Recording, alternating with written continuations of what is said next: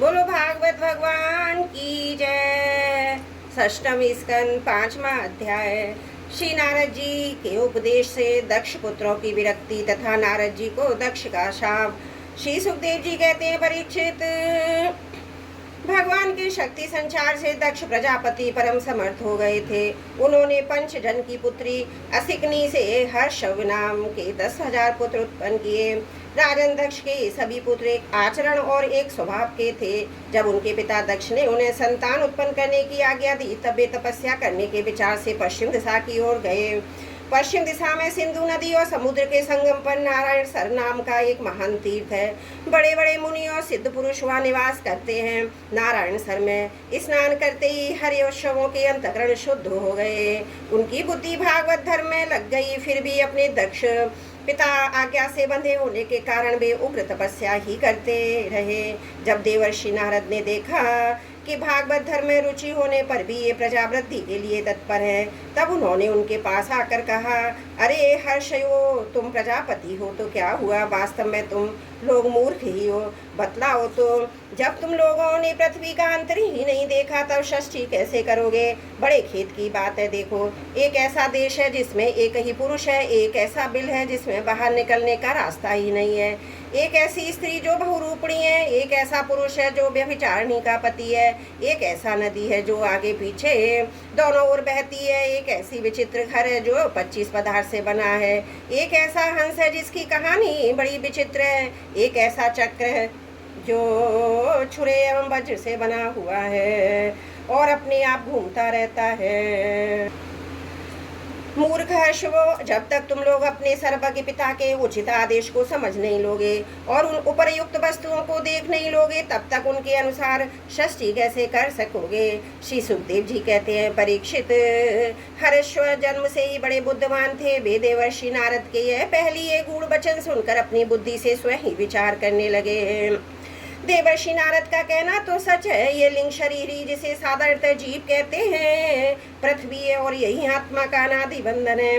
इसका अंत विनाश देखे बिना मोक्ष के अनुपयोगी कर्मों में लगे रहने से क्या लाभ है? सचमुच ईश्वर एक ही है। वह जागृत आदि तीनों अवस्थाओं, उनकी अभिमानियों से भिन्न उनका साक्षी तुरी है। वही सबका आश्रय है, परंतु उसका आश्रय कोई नहीं। वही भगवान है। उस प्रकृति आदि से अतीत नित्य मुक्त परमात्मा को देखे बिना भगवान के प्रति असर्पणित कर्मों से जीव को क्या लाभ है? जैसे मनुष्य बिल रूप पाताल में प्रवेश करके वहां से लौट नहीं पाता, वैसे ही जीव जिसको प्राप्त होकर फिर संसार में नहीं लौटता, जो स्वयं अंतर ज्योति स्वरूप है, उस परमात्मा को जाने बिना विनाशवान स्वर्ग और फल देने वाले कर्मों को करने से क्या लाभ है? यह अपनी बुद्धि ही बहुरूपणी और सतरज और आदि गुणों को धारण करने वाली व्यभिचारिणी स्त्री के समान है। इस जीवन में इसका अंत जाने बिना, विवेक प्राप्त किए बिना अशांति को अधिकाधिक बढ़ाने वाले कर्म करने का प्रयोजन ही क्या है? यह बुद्धि ही उल्टा स्त्री के समान है। इसके संग से जीव रूप पुरुष का यश और इसकी स्वतंत्रता नष्ट हो गई है। इसी के पीछे पीछे उल्टा स्त्री के पति की ही भांति न जाने कहाँ कहाँ भटक रहा है। इसकी विभिन्न गतियाँ चालकों को जाने बिना ही विवेक रहित कर्मों से क्या सिद्धि मिलेगी? माया ही दोनों ओर बहने वाली नदी है। यह षष्ठी भी करती है और प्रलय भी। जो लोग इसके निकलने के लिए तपस्या, विद्या आदि तट का सहारा लेके उन्हें रोकने के लिए क्रोध, अहंकार आदि के रूप में और विवेक से बहने लगती है। जो पुरुष उसके वेग से विवश और अनभिज्ञ है, वह मायिक कर्मों से क्या लाभ उठावेगा? ये 25 तत्व ही एक अद्भुत घर है। पुरुष उनका आश्रय में आश्रय है। वही समस्त कार्य कारणात्मक जगत का अधिष्ठाता है। यह बात न जानकर सच्चा स्वातंत्र प्राप्त किए बिना झूठी स्वतंत्रता से किए जाने वाले कर्म व्यर्थ ही है। भगवान का स्वरूप बतलाने वाला शास्त्र हंस के समान नीरशीर विवेकी है। वह बंध मोक्ष, चेतन और जड़ को अलग अलग करके दिखा देता है। ऐसे अध्यात्म शास्त्र रूप हंस का आश्रय छोड़कर उसे जाने बिना बहिर्मुख बनाने वाले कर्मों से लाभ ही क्या है? यह काल ही एक चक्र है। यह निरंतर घूमता रहता है। इसकी धार छुरे और वज्र के समान तीखी है। यह सारे जगत को अपनी ओर खींच रहा है। इसको रोकने वाला कोई नहीं है। यह परम स्वतंत्र है। यही बात न जानकर कर्मों के फल को नित्य समझकर जो लोग सकाम भाव से उनका अनुष्ठान करते हैं, उन्हें अनित्य कर्मों से क्या लाभ होगा। शास्त्र ही पिता है, क्योंकि दूसरा जन्म शास्त्र के द्वारा ही होता है। उसका आदेश कर्मों में लगना नहीं, उनसे निवृत्त होना है। इसे जो नहीं जानता वह गुणमय शब्दों विषयों पर विश्वास कर लेता है। अब वह कर्मों से निवृत्त होने की आज्ञा का पालन भला कैसे कर सकता है। परीक्षित हरिवंशों ने एक मत से यही निश्चय किया और नारद जी की परिक्रमा करके वे उस मोक्ष पद के पथिक बन गए, जिस पर चलकर फिर लौटना नहीं पड़ता। इसके बाद देवर्षि नारद स्वयं ब्रह्म में संगत लहतली अभिव्यक्त हुए। भगवान श्री कृष्ण के चरण कमलों में अपने चित्त को अखंड रूप से स्थिर करके लोक लोकांतरों में विचरने लगे। परीक्षित जब दक्ष प्रजापति को मालूम हुआ कि मेरे शीलवान पुत्र नारद के उपदेश से कर्तव्यच्युत हो गए, तब वे शोक से व्याकुल हो गए। उन्हें बड़ा पश्चाताप हुआ। सचमुच अच्छी संतान का होना भी शोक का ही कारण है। ब्रह्मा जी ने दक्ष प्रजापति को बड़ी सांत्वना दी। तब उन्होंने पंचजन नंदिनी शकुनी के गर्भ से 1000 पुत्र उत्पन्न किए। उनका नाम था शबलाश्व। वे भी अपने पिता दक्ष प्रजापति की आज्ञा पाकर प्रजा सृष्टि के उद्देश्य थे। तप करने के लिए उसी नारायण सरोवर पर गए, जहाँ जाकर उनके बड़े भाइयों ने सिद्धि प्राप्त की थी। शबलाश्वों ने वहाँ जाकर उस सरोवर में स्नान किया। स्नान मात्र से ही उसके अंतकरण के सारे मल धुल गए। अब वे पर ब्रह्म स्वरूप प्रणव का जप करते हुए महान तपस्या में लग गए। कुछ महीनों तक केवल जल और कुछ महीनों तक केवल हवा पी कर इन्होंने हम नमस्कार पूर्वक ओंकार स्वरूप भगवान नारायण का ध्यान करते हैं, जो विशुद्ध चित्त में निवास करते हैं, सबके अंतर्यामी है तथा सर्वव्यापक एवं परमहंस स्वरूप है। इस मंत्र का अभ्यास करते हुए मंत्राधिपति भगवान की आराधना की।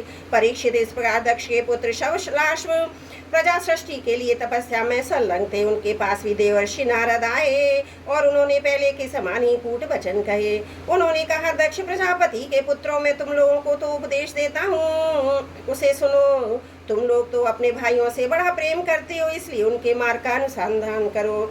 जो धर्मज्ञ भाई अपने बड़े भाइयों के श्रेष्ठ मार्ग का अनुसरण करता है, वही सच्चा भाई है। वह पुण्यवान पुरुष परलोक में मरुदगणों के साथ आनंद भोगता है। परीक्षित शबलाश्वों को इस प्रकार उपदेश देकर देवर्षि नारद वहाँ से चले गए। उन लोगों ने भी अपने भाइयों के मार्ग का ही अनुगमन किया, क्योंकि नारद जी का दर्शन कभी व्यर्थ नहीं जाता। वे उस पथ के पथिक बने जो अंतर्मुखी वृत्ति से प्राप्त होने योग्य अत्यंत सुंदर और भगवत प्राप्ति के अनुकूल हैं। वे बीती हुई रात्रियों के समान ना तो उस मार्ग से अब तक लौटे हैं, ना आगे लौटेंगे ही। दक्ष प्रजापति ने देखा कि आजकल बहुत से अशुभ हो रहे हैं। उनके चित्त में पुत्रों के अनिष्ट की आशंका हो आई। इतने में उन्हें मालूम हुआ कि पहले की भांति अब की बार भी नारद जी ने मेरे पुत्रों को चौपट कर दिया। उन्हें अपने पुत्रों की कर्तव्यच्युति से बड़ा शोक हुआ और वे नारद जी पर बड़े क्रोधित हुए। उनके मिलने पर क्रोध के मारे दक्ष प्रजापति के होठ फड़कने लगे और वे आवेश में भरकर नारद जी से बोले। दक्ष प्रजापति ने कहा, ओ दुष्ट, तुमने झूठ मूठ साधुओं का बाना पहन रखा है। हमारे भोले भाले बालकों को भिक्षुओं का मार्ग दिखाकर तुमने हमारा बड़ा उपकार किया है। कभी उन्होंने ब्रह्मचर्य से ऋषि ऋण और यज्ञ से देव ऋण और पुत्र उत्पत्ति से पितृण नहीं उतारा था। उन्हें अभी कर्म फल की नश्वरता के संबंध में भी कुछ विचार नहीं था, परंतु पापात्मन तुमने उनके दोनों लोगों को सुख बांट कर चौकवट कर दिया। सचमुच तुम्हारे हृदय में दया का नाम नहीं है। तुम इस प्रकार बच्चों की बुद्धि बिगाड़ते फिरते हो। तुमने भगवान के पार्षदों में रहकर उनकी कीर्ति में कलंक ही लगाया। सचमुच तुम बड़े निर्लज्ज हो। मैं जानता हूँ कि भगवान के पार्षद सदा सर्वदा दुखी पारणियों पर दया करने के लिए व्यग्र रहते हैं, परंतु तुम प्रेम भाव का विनाश करने वाले हो। तुम उन लोगों से भी बैर करते हो जो किसी से बैर नहीं करते। यदि तुम ऐसा समझते हो कि बैराग्य से स्नेह पाश विषाद आसक्ति के बंधन टूट कटते हैं, तो तुम्हारा विचार ठीक नहीं, क्योंकि तुम्हारे जैसे झूठ मूठ बैराग का स्वांग भरने वालों से किसी को बैराग्य नहीं हो सकता। नारद मनुष्य विषयों का अनुभव किए बिना उनकी कटुता नहीं जान सकता, इसलिए उनकी दुख रूपता का अनुभव होने पर मनुष्य स्ववैराग्य कर लेता है। वैसा दूसरों के बहकाने से नहीं होता। हम लोग सदग्रस्त हैं, अपनी धर्म मर्यादा का पालन करते हैं। एक बार पहले भी तुमने हमारा सहपुकार किया था, तब हमने उसे सह लिया। तुम तो हमारी वंश परंपरा का उच्छेद करने पर ही उतारू हो रहे हो। तुमने फिर हमारे साथ वही दुष्टता का व्यवहार किया, इसलिए मूड जाओ, लोक लोकांतरों में भटकते रहो, कहीं भी तुम्हारे लिए ठहरने को ठौर नहीं होगा। श्री सुखदेव जी कहते हैं, परीक्षित, संत शिरोमणि देवर्षि नारद ने बहुत अच्छा कहकर दक्ष का श्राप स्वीकार कर लिया। संसार में बस साधुता का इसी का नाम है कि बदला लेने की शक्ति रहने पर भी दूसरे का किया हुआ अपकार सह लिया जाए। बोलो भागवत भगवान की जय। षष्ठम स्कंद 5वां अध्याय समाप्त। त्रुटियों के लिए क्षमा प्रार्थी हूँ। बोलो भागवत भगवान की जय। षष्ठम स्कंद 6वां अध्याय। दक्ष प्रजापति की 60 कन्याओं के वंश का विवरण। श्री सुखदेव जी कहते हैं, परीक्षित, तदंतर ब्रह्मा जी के बहुत अनुनय विनय करने पर दक्ष प्रजापति ने अपनी पत्नी असिकनी के गर्भ से 60 कन्याएं उत्पन्न की।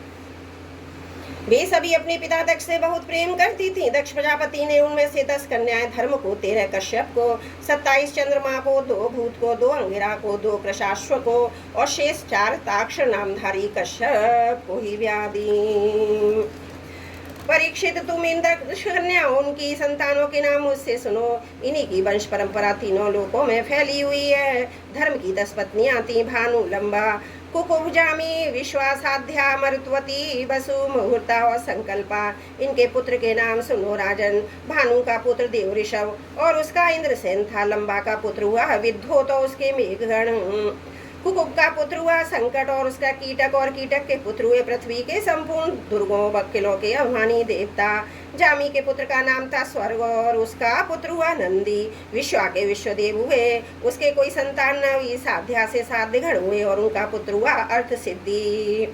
मरुत्वती के 2 पुत्र हुए, मरुत्वान और जयंत। जयंत भगवान वासुदेव के अंश है, जिन्हें लोग उपवेद्र भी कहते हैं। मुहूर्ता से मुहूर्त के अभिमानी देवता उत्पन्न हुए। वे अपने अपने मुहूर्त में जीवों को उनके कर्मानुसार फल देते हैं। संकल्प का पुत्र हुआ संकल्प और उसका काम। वसु के पुत्र 8 वसु हुए, उनके नाम मुझसे सुनो। द्रोण, प्राण, ध्रुव, अर्क, अग्नि, दोष, वसु और विभा वसु। द्रोण की पत्नी का नाम है अभिमति, उससे हर्ष, शोक, भय आदि के अभिमानी देवता उत्पन्न हुए। प्राण की पत्नी ऊर्जस्वती के गर्भ से सह, आयु और पुरोजम नाम के 3 पुत्र हुए। ध्रुव की पत्नी धरणी ने अनेक नगरों के अभिमानी देवता उत्पन्न किए। अर्क की पत्नी वासना के गर्भ से तृष्ण, तृष्णा आदि पुत्र हुए। अग्नि नामक वसु की पत्नी धारा के गर्भ से द्रविणक आदि बहुत से पुत्र उत्पन्न हुए। कृति का पुत्र स्कंद भी अग्नि से ही उत्पन्न हुए, उनसे विशाखा आदि का जन्म हुआ। दोष की पत्नी सरवरी के गर्भ से शिशुमार का जन्म हुआ, वह भगवान का कला अवतार है। पशु की पत्नी आंगिरसी से शिल्पकाल के अधिपति विश्वकर्मा जी हुए। विश्वकर्मा के उनकी भार्या कृति के गर्भ से चाक्षुष मनु हुए, उनके पुत्र विश्वदेव एवं साध्यगण हुए।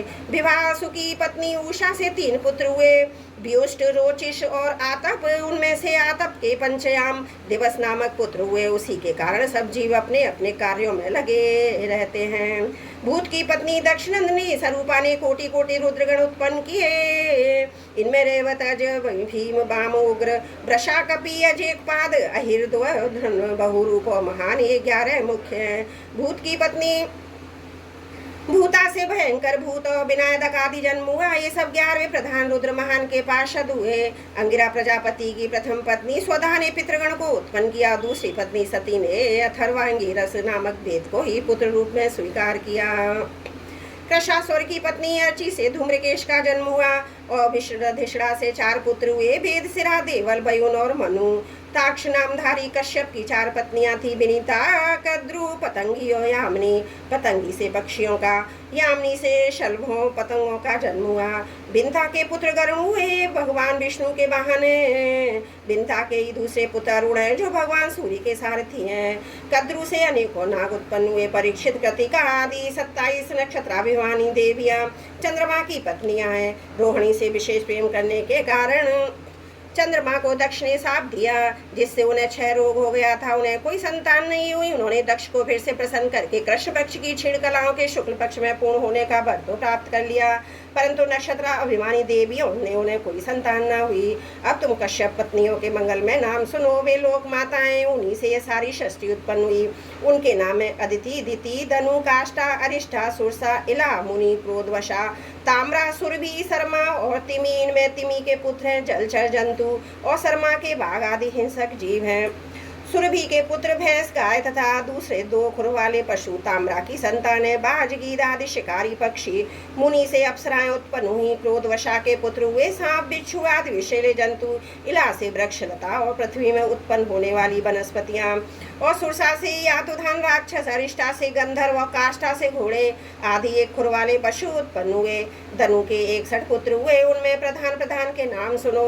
धीर्मुर्धा, शंबर, अरिष्ट है, ग्रीव, भिवावसु, अयोमुख, शंकुशिरा, स्वरभानु, कपिल, अरुण, प्लोवा, वृषपर्वा, एक चक्र, अनुतापन, धूम्रकेशु, विरूपाक्ष, विप्रचिति और दुर्जय। स्वर्णमानु की कन्या सुप्रभा से नहुचि ने वृषपर्वा की पुत्री सर्विष्ठा से महाबली नहुष नंदन ये हाथी ने विवाह किया। धनु के पितृ वैश्वानर की 4 सुंदरी कन्या थी, उनके नाम थे उपदानवी, हैशिरा, पुलोवा और कालिका। इनमें से उपदानवी के साथ हिरणाक्ष का, हैशिरा के साथ क्रतु का विवाह हुआ। ब्रह्मा जी की आज्ञा से प्रजापति भगवान कश्यप ने वैश्वानर की शेष 2 पुत्रियां पुलोमा और कालिका के साथ विवाह किया। उनसे पोलाओं और काल के नाम के 60,000 रणवीर धान हुए। इन्हीं का दूसरा नाम निवात कवच था। ये यज्ञ कर्म में विघ्न डालते थे, इसलिए परीक्षित तुम्हारे दादा अर्जुन ने अकेले उन्हें इंद्र को प्रसन्न करने के लिए मार डाला। यह उन दिनों की बात है जब अर्जुन स्वर्ग में गए हुए थे। विप्रचित्ति की पत्नी सिंहिका के गर्भ से 101 पुत्र उत्पन्न हुए। उनमें सबसे बड़ा था राहु, जिसकी गणना ग्रहों में की गई है। शेष 100 पुत्रों का नाम केतु था। परीक्षित आप क्रमशः अदिति की वंश परंपरा सुनो। इस वंश में सर्वव्यापक देवादिदेव नारायण ने अपने अंश से वामन रूप में अवतार लिया था। अदिति के पुत्र थे विवस्वान, अर्म्या, पूषा, त्वष्टा, सविता, भगदाता, विधाता, वरुण, मित्र, इंद्र और त्रिविक्रम वामन, यही 12 आदित्य कहलाए। विवस्वान की पत्नी महाभागवती संज्ञा के गर्भ से शातदेव, मनु एवं यमी का जोड़ा पैदा हुआ। संज्ञा ने ही घोड़ी का रूप धारण करके भगवान सूर्य के द्वारा भूलोक में दोनों अश्विनी कुमारों को जन्म दिया। विवस्वान की दूसरी पत्नी थी छाया, उसके शनिश्चर और सावर्णी मनु नाम के 2 पुत्र। तप्ती नाम की एक कन्या उत्पन्न हुई। तप्ती ने संवरण को पति रूप में वर्ण किया। अर्मा की पत्नी मातृका थी, उसके गर्भ से चर्षणी नामक पुत्र हुए। वे कर्तव्य के ज्ञान से युक्त थे, इसलिए ब्रह्मा जी ने उन्हीं के आधार पर मनुष्य जातियों की ब्रह्मांडी वर्णों की कल्पना की। पूषा के कोई संतान न थी। प्राचीन काल में जब शिव जी दक्ष पर क्रोधित हुए थे, तब पूषा दांत दिखाकर हंसने लगे थे, इसलिए वीरभद्र ने उनके दांत तोड़ दिए थे। तब से पूषा पिसा हुआ अन्न ही खाते हैं। दैत्यों की छोटी बहन कुमारी रचना त्वष्टका की पत्नी थी। रचना के गर्भ से 2 पुत्र हुए, सन्निवेश और पराक्रमी विश्वरूप।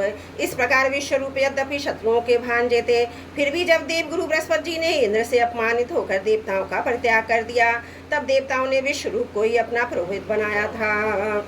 बोलो भागवत भगवान की जय। 6वां स्कंद 6वां अध्याय समाप्त। त्रुटियों के लिए क्षमा प्रार्थी हूँ। बोलो भागवत भगवान की जय। 6वां स्कंद 7वां अध्याय। बृहस्पति जी के द्वारा देवताओं का त्याग और विश्वरूप का देवगुरु के रूप में वर्ण। राजा परीक्षित ने पूछा, भगवान देवाचार्य बृहस्पति जी ने अपने प्रिय शिष्य देवताओं को किस कारण त्याग दिया था? देवताओं ने अपने गुरुदेव का ऐसा कौन सा अपराध कर दिया? आप कृपा करके मुझे बतलाइए। श्री सुखदेव जी ने कहा, राजन, इंद्र को त्रिलोकी का ऐश्वर्य पाकर घमंड हो गया था। इस घमंड के कारण वे धर्म मर्यादा का सदाचार का उल्लंघन करने लगे थे। एक दिन की बात है, वे भरी सभा में अपनी पत्नी शची के साथ ऊंचे सिंहासन पर बैठे हुए थे। 49 मरुदगण, 8 वसु, 11 रुद्र, आदित्य, ऋषुगण, विश्वदेव, साध्यगण और दोनों अश्विनी कुमार उनकी सेवा में उपस्थित थे। सिद्ध, चारण, गंधर्व, ब्रह्मादि मुनिगण, विद्याधर, अप्सराएं, किन्नर, पक्षी, नाग की उनकी सेवा और स्तुति कर रहे थे। सब और ललित स्वर से देवराज इंद्र की कीर्ति का गान हो रहा था। ऊपर की चंद्रमंडल के समान सुंदर श्वेत छत्र शोभामान था। चमर, पंखे आदि महाराजोचित सामग्रियां था स्थान पर सुसज्जित थी। इस दिव्य समाज में देवराज बड़े ही सुशोभित हो रहे थे। इसी समय देवराज इंद्र और समस्त देवताओं के परमाचार्य बृहस्पति जी वहां आए। उन्हें सुर असुर सभी नमस्कार करते थे। इंद्र ने देख लिया कि सभा में आए हैं, परंतु वे ना तो खड़े हुए ना आसन आदि देकर गुरु का सत्कार ही किया, यहाँ तक कि वे अपने आसन से हिले डुले तक नहीं। त्रिकालदर्शी समर्थ बृहस्पति जी ने देखा कि यह ऐश्वर्य मद का दोष है, बस वो झटपट वहां से निकलकर चुपचाप अपने घर चले आए। परीक्षित उसी समय देवराज इंद्र को चेत हुआ। वे समझ गए कि मैंने अपने गुरुदेव की अवहेलना की है। वे भरी सभा में स्वयं अपनी निंदा करने लगे।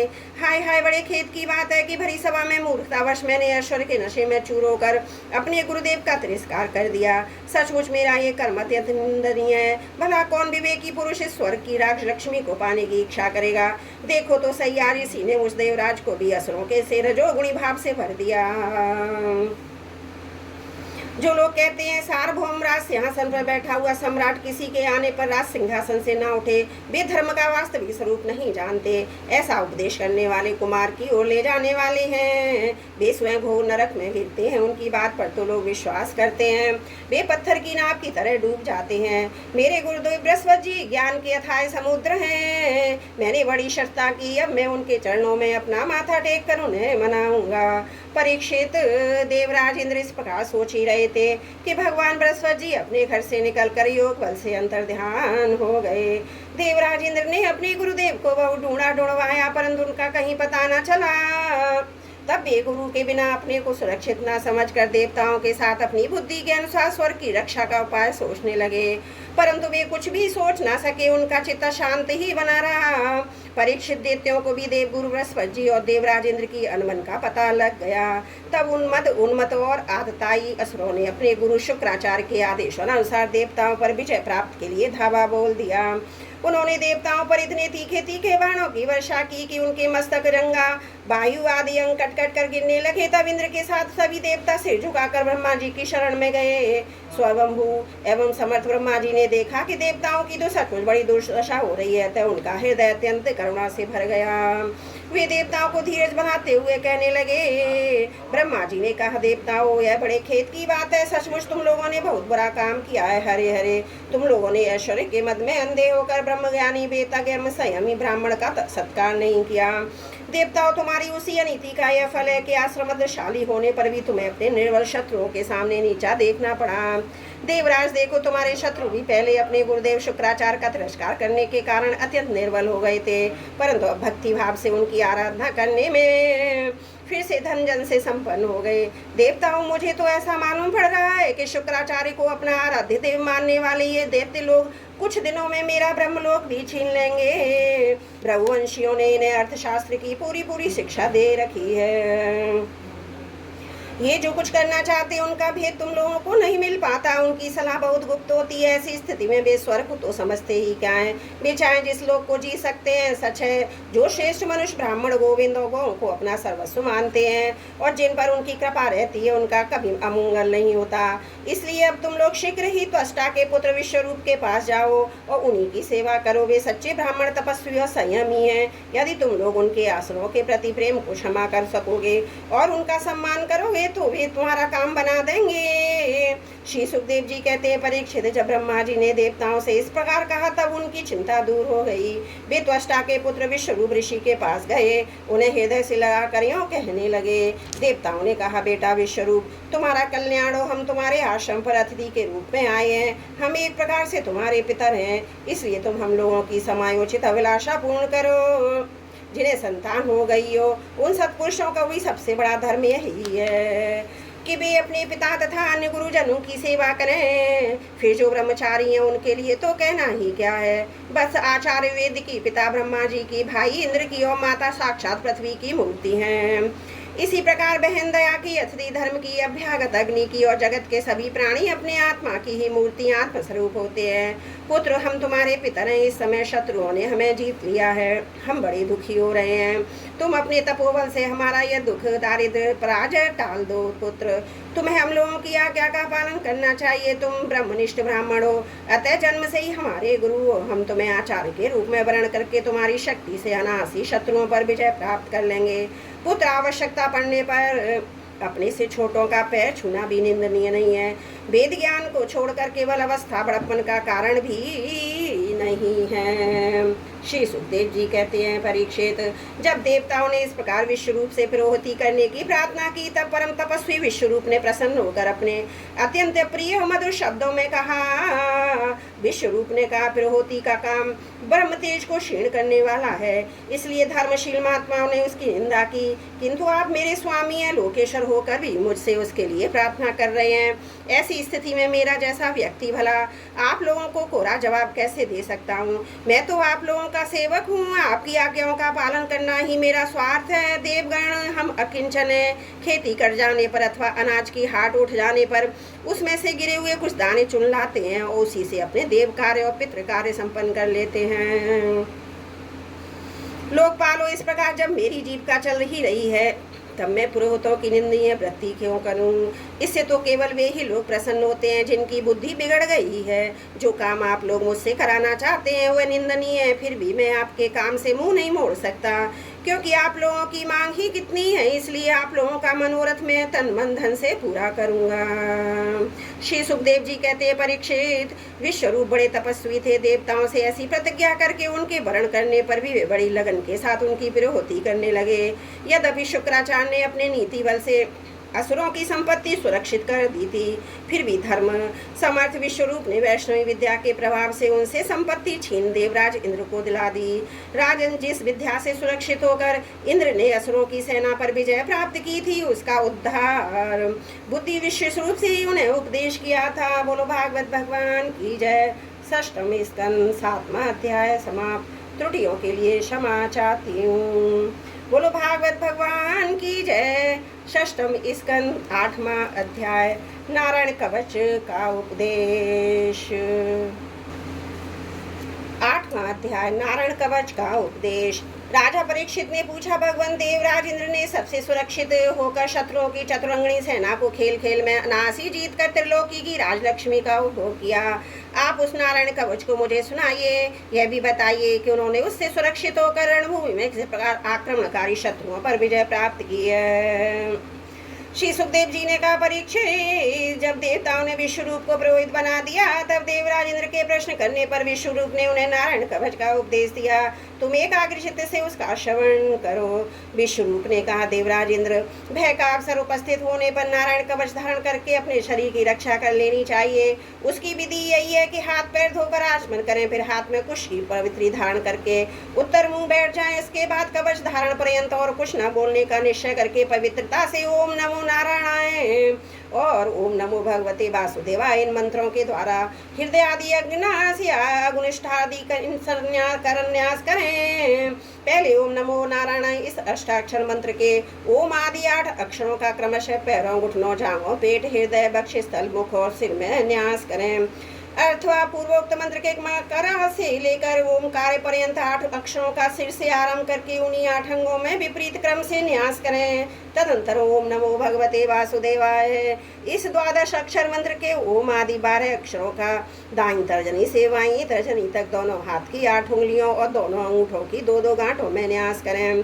फिर ओम विष्णवे नमः इस मंत्र के पहले अक्षर ओम का हृदय में, वी का ब्रह्मरंध्र में, शा का भौं के बीच में, ड़ा का चोटी में, वे का दोनों नेत्रों में और ना का शरीर की सब गांठों में न्यास करें। तदंतर ओम अस्त्राय फट कहकर दिग्बंध करें। इस प्रकार न्यास करने से इस विधि को जानने वाला पुरुष मंत्र स्वरूप हो जाता है। इसके बाद समग्र ऐश्वर्य, धर्म, यक्ष, लक्ष्मी, ज्ञान और यश वैराग्य से परिपूर्ण इष्ट देव भगवान का ध्यान करें। अपने को भी तदरूप ही चिंतन करें। तत्पश्चात विद्या, तेज और तपस्वरूप इस कवच का पाठ करें। भगवान श्री हरि गरुण जी की पीठ पर अपने चरण कमल रखे हुए हैं। अणिमादि आठों सिद्धियां उनकी सेवा कर रही हैं। 8 हाथों में शंख, चक्र, ढाल, तलवार, गदा, बाण, धनुष और पाश फंदा धारण किए हुए हैं। वे ही ओमकार स्वरूप प्रभु सब प्रकार से सब ओर से मेरी रक्षा करें। मत्स्य मूर्ति भगवान जल के भीतर जल जंतुओं से और वरुण के पास से मेरी रक्षा करें। माया से ब्रह्मचारी का रूप धारण करने वाले वामन भगवान स्थल पर और विश्वरूप श्री त्रिविक्रम भगवान आकाश में मेरी रक्षा करें। जिनके घोर अट्टहास से सब दिशाएं गूंज उठी थी और वो गर्भवती दैत्य पत्नियों के गर्भ गिर गए थे, वे दैत्य यूथपतियों के शत्रु भगवान नरसिंह के लिए जंगल रणभूमि आदि विकट स्थानों से मेरी रक्षा करें। अपनी दाढ़ों पर पृथ्वी को धारण करने वाले यज्ञ मूर्ति भरा भगवान मार्ग में परशुराम जी पर्वतों के शिखरों पर लक्ष्मण जी के सहित भरत के बड़े भाई भगवान रामचंद्र प्रवास के समय मेरी रक्षा करें। भगवान नारायण मारण मोहन आदि भयंकर विचारों और सब प्रकार के प्रमादों से मेरी रक्षा करें। ऋषि श्रेष्ठ नर गर्भ से योगेश्वर भगवान दात्रेय योग के विघ्नों से और त्रिगुणाधिपति भगवान कपिल कर्म बंधनों से मेरी रक्षा करें। परम ऋषि सनत कुमार कामदेव से है गिरि भगवान मार्ग में चलते समय देव मूर्तियों को नमस्कार आदि न करके अपराध से देवर्षि नारद सेवा अपराधों से और भगवान कच्छप सब प्रकार के नरकों से मेरी रक्षा करें। भगवान धन्वंतरी कुपथ्य से जितेंद्रिय भगवान शवदेव सुख दुख आदि भयदायक द्वंद्वों से यज्ञ भगवान लोक अपवाद से बलराम जी मनुष्यकृत कष्टों से और श्री शेष जी क्रोधवश सर्पों के गण से मेरी रक्षा करें। भगवान श्री कृष्ण देवपायन व्यास जी अज्ञान से तथा बुद्ध देव पाखंडियों से प्रमाद से मेरी रक्षा करें। धर्म रक्षा के लिए महान अवतार धारण करने वाले भगवान कल की पाप बहुल कलिकाल के दोषों से मेरी रक्षा करें। प्रातः काले भगवान केशव अपनी गदा लेकर कुछ दिन चढ़ाने पर भगवान गोविंद अपनी बांसुरी लेकर दोपहर के पहले भगवान नारायण अपनी तीक्ष्ण शक्ति देकर और दोपहर को भगवान विष्णु चक्र राज सुदर्शन लेकर मेरी रक्षा करें। तीसरे पैर में भगवान मधुसूदन अथवा प्रचंड धनुष लेकर मेरी रक्षा करें। सायंकाल में ब्रह्मा आदि त्रिमूर्तिधारी माधव सूर्यास्त के बाद ऋषि के अर्धरात्रि के पूर्व तथा अर्धरात्रि के समय अकेले भगवान पद्मनाभ मेरी रक्षा करें। रात्रि के पिछले पैर में श्री वत्सलांछन श्री हरि उषा काल में खड़गधारी भगवान जनार्दन सूर्योदय से पूर्व श्री दामोदर और संपूर्ण संध्याओं में काल मूर्ति भगवान विश्वेश्वर मेरी रक्षा करें। सुदर्शन आपका आकार चक्र रथ के पहिए की तरह भाग के किनारे का भाग प्रलयकालीन अग्नि के समान अत्यंत तीव्र है। आप भगवान की प्रेरणा से सब ओर घूमते रहते हैं। जैसे आग वायु की सहायता से सूखे घास फूस को जला डालती है, वैसे ही आप हमारी शत्रु सेना को शीघ्र से शीघ्र जला दीजिए। कोमोद की गदा आपसे छूटने वाली चिंगारियों का स्पर्श वज्र के समान असह्य है। आप भगवान अजित की प्रिया हैं और मैं उनका सेवक हूँ, इसलिए आप कुष्मांड विनायक यक्ष राक्षस भूत आदि प्रेत आदि ग्रहों को अभी कुचल डालिए तथा मेरे शत्रुओं को चूर चूर कर दीजिए। शंख श्रेष्ठ आप भगवान श्री कृष्ण के फूंकने से भयंकर शब्द करके मेरे शत्रुओं का दिल दहला दीजिए। एवं यातुधान प्रमथ प्रेत मात्र का पिशाचता ब्रह्म राक्षस आदि भयान्य प्राणियों को यहाँ से झटपट भगा दीजिए। भगवान की प्यारी तलवार आपकी धार बहुत तीक्ष्ण है। आप भगवान की प्रेरणा से मेरे शत्रुओं को छिन्न भिन्न कर दीजिए। भगवान की प्यारी ढाल आप में सैकड़ों चंद्राकार मंडल हैं। आप पाप दृष्टि पापात्मा शत्रुओं की आंखें बंद कर दीजिए, उन्हें सदा के लिए अंधा बना दीजिए। सूर्य आदि ग्रह धूमकेतु पुच्छल तारे आदि केतु दुष्ट मनुष्य सर्पादि रेंगने वाले जंतु दाढ़ों वाले हिंसक पशु भूत प्रेत आदि तथा पापी प्राणियों से हमें जो जो भय हो और जो जो हमारे मंगल के विरोधी हो, वे सभी भगवान के नाम पर रूप तथा आयुधों का कीर्तन करने से तत्काल नष्ट हो जाएं। बृहद्रंतर और सामवेदीय स्रोतों से उनकी स्तुति की जाती है। वेद मूर्ति भगवान करुणा विश्ववक्षेण जी अपने नाम उच्चारण के प्रभाव से हमें सब प्रकार की विपत्तियों से बचाएं। श्री हरि के नाम रूप वाहन आयुध और शेष पार्षद हमारी बुद्धि इंद्रिय मन और प्राणों को सब प्रकार की आपत्तियों से बचाएं। जितना भी कार्य अथवा कारण रूप जगत है वह वास्तव में भगवान ही है। इस सत्य के प्रभाव से हमारे सारे उपद्रव नष्ट हो जाएं। जो लोग ब्रह्म और आत्मा की एकता का अनुभव कर चुके, उनकी दृष्टि में भगवान का स्वरूप समस्त विकल्पों भेदों से रहित है। फिर भी वे अपनी माया शक्ति के द्वारा भूषण आयुध और रूप नामक शक्तियों को धारण करते हैं। यह बात निश्चित रूप से सत्य है। इस कारण सर्वज्ञ सर्वव्यापक भगवान श्री हरि सदा सर्वत्र सप्रस्वरूप से हमारी रक्षा करें। जो अपने भयंकर अट्ठास से सब लोगों के भय को भगा देते हैं, वो अपने तेज से सबका तेज ग्रस लेते हैं। वे भगवान नरसिंह दिशा विदिशा में नीचे ऊपर बाहर भीतर सब और हमारी रक्षा करें। देवराज इंद्र, मैंने तुम्हें यह नारायण कवच सुना दिया। इस कवच से तुम अपने को सुरक्षित कर लो, बस फिर तुम अनायासी सब दैत्य युद्धपतियों को जीत लोगे। इस नारायण कवच को धारण करने वाला पुरुष जिसको भी अपने नेत्रों से देख लेता है, उसे पैर से छू लेता है, वो तत्काल समस्त भयों से मुक्त हो जाता है। जो इस वैष्णवी विद्या को धारण कर लेता है उसे राजा, डाकू, प्रेत, पिशाच आदि और बाघ आदि हिंसक जीवों से कभी किसी खप्पे अपार का भय नहीं होता। देवराज, प्राचीन काल की बात है कि कौशिक गोत्री ब्राह्मण ने इस विद्या को धारण करके योग धारणा से अपना शरीर मरुभूमि में त्याग दिया। जहाँ उस ब्राह्मण का शरीर पड़ा था उसके ऊपर से एक दिन गंधर्वराज चित्ररथ अपनी स्त्रियों के साथ विमान पर बैठकर निकले। वहां आते ही वे नीचे की ओर सर किए विमान सहित आकाश से पृथ्वी पर गिर पड़े। इस घटना से उनके आश्चर्य की सीमा न रही। जब उन्हें बालखिल्य मुनियों ने बतलाया कि नारायण कवच धारण करने वाले का प्रभाव है, तब उन्होंने इस ब्राह्मण देवता की हड्डियों को ले जाकर पूर्व वाहिनी सरस्वती नदी में प्रभावित कर दिया। फिर स्नान करके वे अपने लोकों को चले गए। श्री सुखदेव जी कहते हैं, परीक्षित, जो पुरुष इस नारायण कवच को समय पर सुनता है और जो आदर पूर्वक इसे धारण करता है उसके सामने सभी प्राणी आदर से झुक जाते हैं। वह सब प्रकार के भाव से मुक्त हो जाता है। परीक्षित शतकर्तु इंद्र ने आचार्य विश्वरूप जी से यह वैष्णवी विद्या प्राप्त करके रणभूमि में असुरों को जीत लिया और वे त्रिलोक के लक्ष्मी का उपभोग करने लगे। बोलो भागवत भगवान की जय। षष्ठम स्कंद 8वां अध्याय समाप्त। त्रुटियों के लिए क्षमा प्रार्थी हूँ।